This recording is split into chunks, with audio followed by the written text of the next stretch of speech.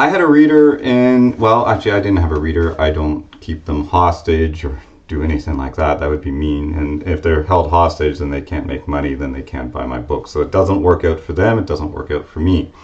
But there was a reader. She wasn't one of my readers. She hadn't read my book yet.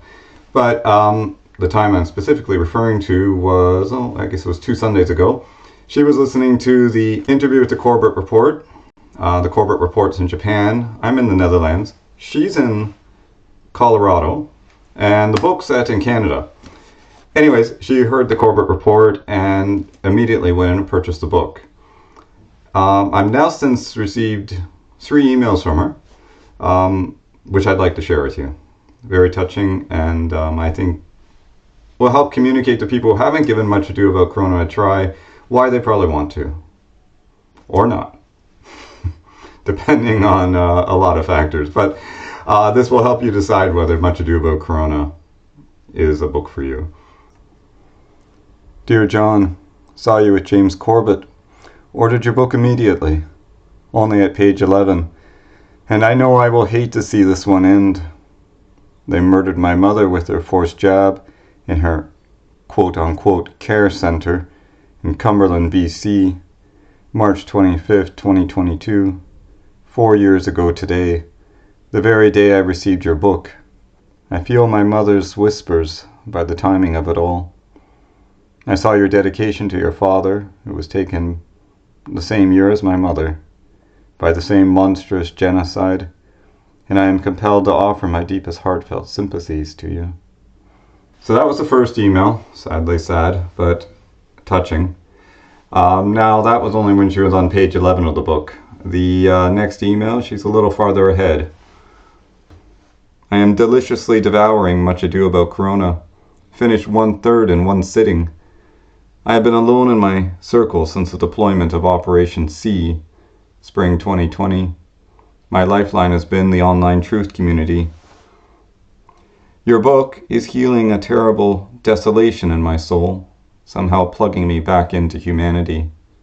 Deepest gratitude. So she was about 1/3 the way through the book at that point. The book is 500 pages, so it's not a short book. That would put her about page 130. The next email comes when she's at about page, I believe, 267. Dear John, I am forcing myself to set down Much Ado About Corona to make a sandwich, happily with sourdough. The sourdough reference is because the main protagonist in the story, Stephanie Mulach, is a baker.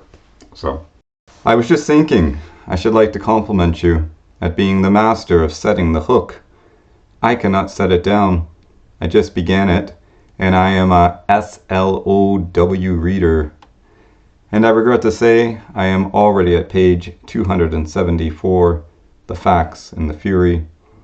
Thanks to you, I find it impossible to stop. Your book is one in which I loathe to see the read pages growing thicker, and the unread pages thinner and thinner. Much Ado About Corona is a revelation.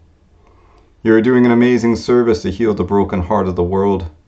Deepest gratitude, from Lisa Riggs, Denver, Colorado. Well, I very much appreciated reading that. It sums up a lot of what I was trying to achieve when writing this novel and what I felt when I was spending what took 2 years of work to complete. So if you haven't read it yet, you can go to muchadoaboutcorona.com where you can get a free sample. You can read other testimonials by other people who have read it, many of whose names you may be familiar with. Or you can purchase the book.